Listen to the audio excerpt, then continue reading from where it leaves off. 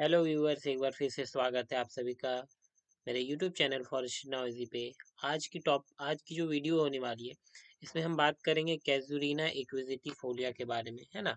Commonly जिसे हम लोग जो है ऑस्ट्रेलियन पाइन और व्हिस्लिंग पाइन भी कहते हैं।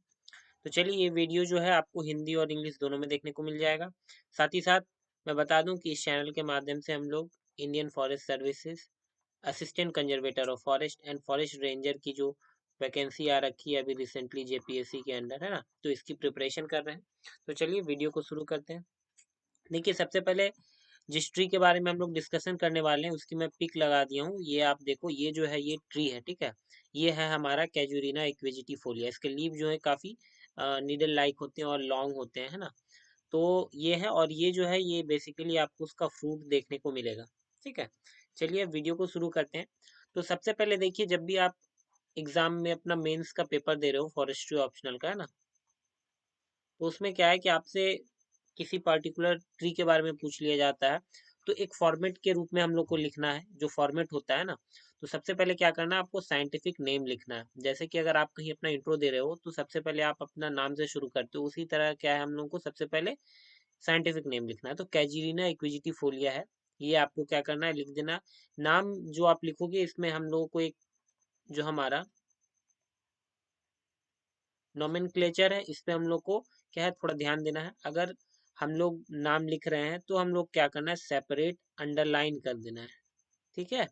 कैजुरिना इक्विजिटिफोलिया, पहला जो वर्ड होगा वो हमेशा उसका पहला लेटर कैपिटल होगा, बट सेकंड वर्ड जो आप लिख रहे हो उसका जो है आपका पहला जो लेटर है वो हमेशा स्मॉल होगा, ठीक है। ये नोमेनक्लेचर का रूल है, ठीक है।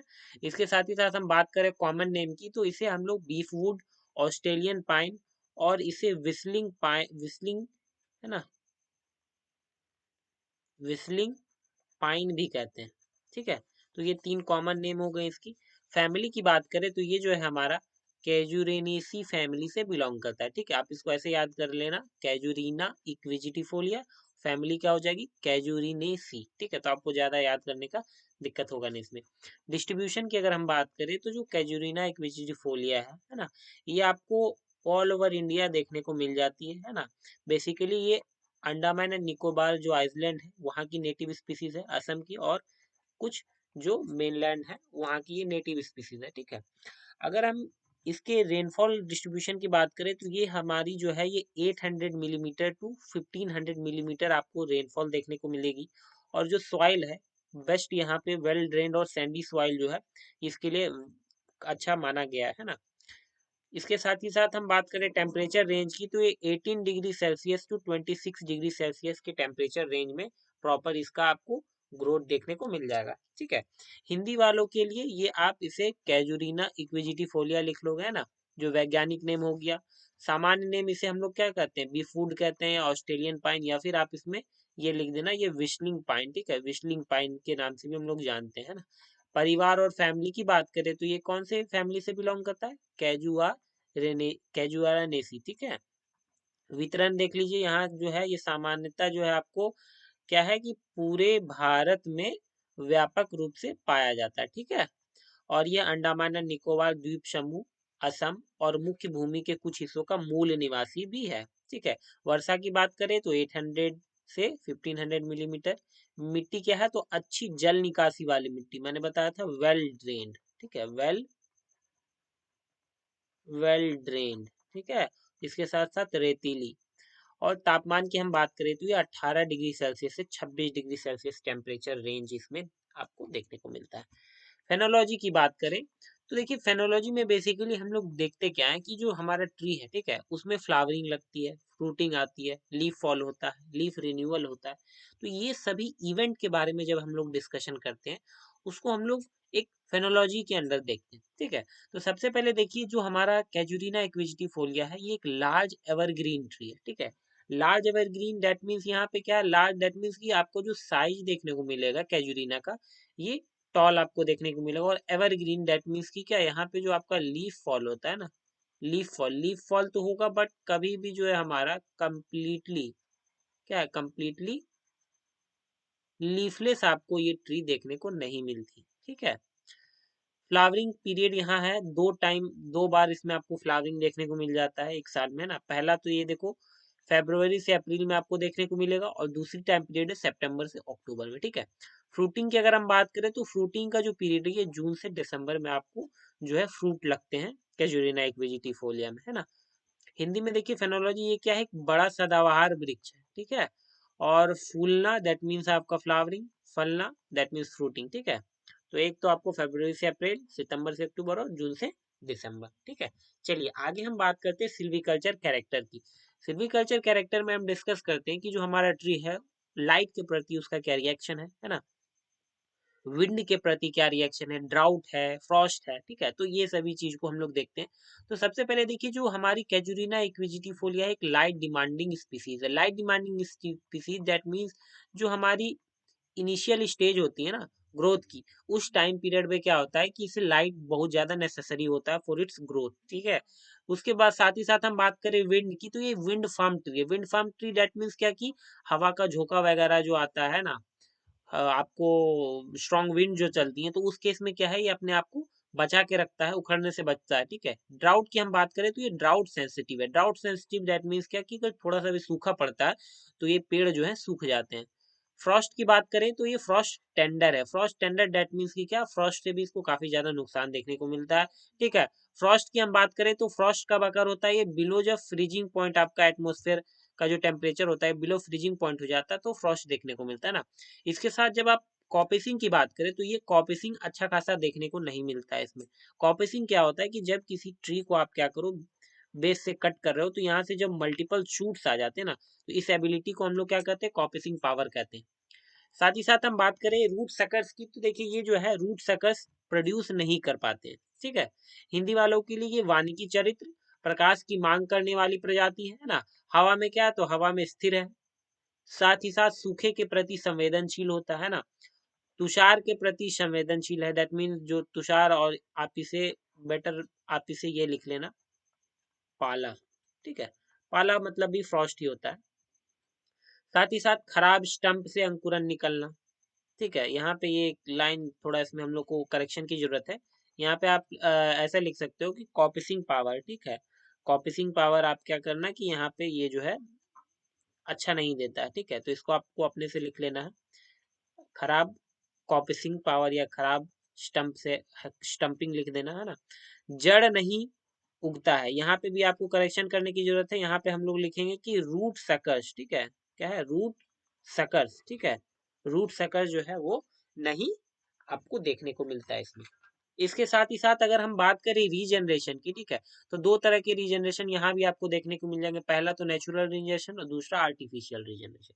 नेचुरल रीजनरेशन जो हमारी सीड्स है, मैंने आपको पिक्चर में दिखाया था, ये जो देखो ये जो सीड्स है ना, तो नेचुरल रीजनरेशन आपको सीड्स के थ्रू देखने को मिलता है। जब क्या है कि जो सीड्स है ना, वो फॉल करते हैं, तो वो क्या है कि जो आपका सॉइल है उसमें क्या करता है, फिर डोरमेंसी ब्रेक होता है। डोरमेंसी ब्रेक होने के बाद फर्दर क्या है, जर्मिनेशन आपको देखने को मिल जाती है।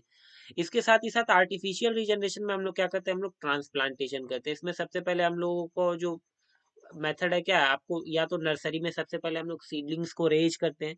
सीडलिंग्स रेज कर लेने के बाद उसके बाद हम लोग उसको ट्रांसप्लांट कर देते हैं, ठीक है। साथ ही साथ एयर लेयरिंग के थ्रू भी हम लोग क्या करते हैं, इसमें जो है जो रीजनरेशन कराया जाता है ना। इसके साथ ही साथ सीड ट्रीटमेंट इसमें देखा गया है।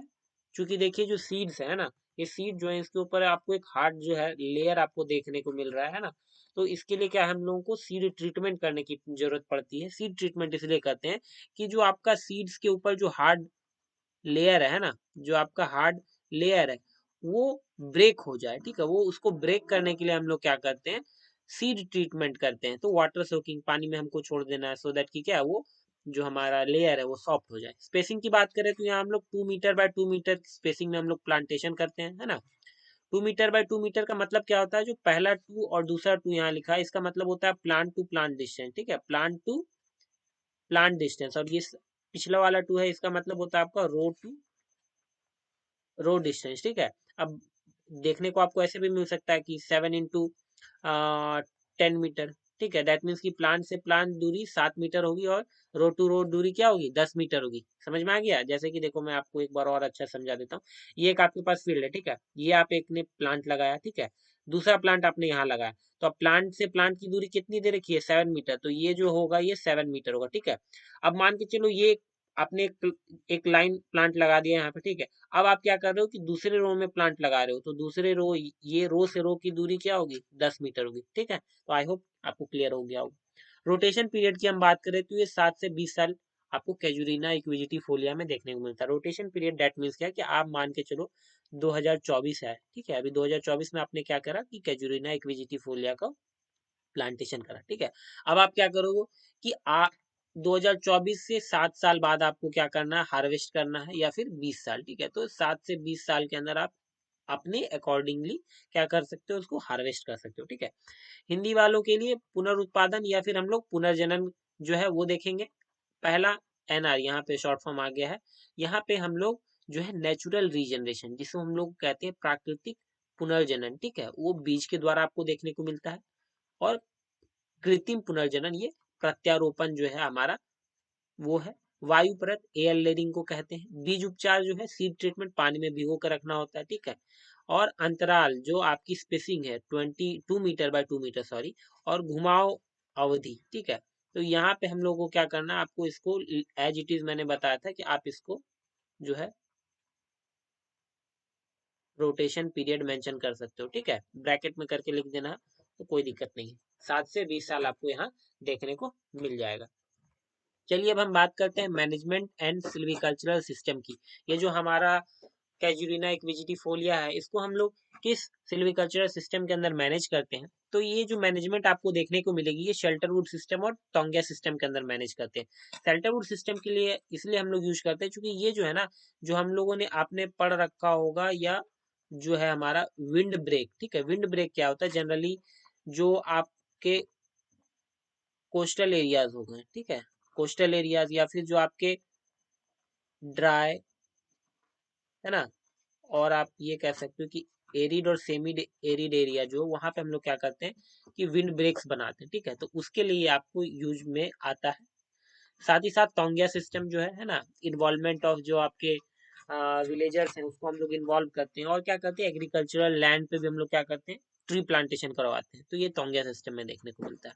साथ ही साथ यूटिलाइजेशन की बात करें तो सबसे पहले इसका यूटिलाइजेशन पोल्स के तौर पे, ये पोल्स आप इलेक्ट्रिक वाला पोल मत समझ लेना, क्योंकि पोल जो है ना, ये हमने बात करी थी seedling, sapling, pole and tree.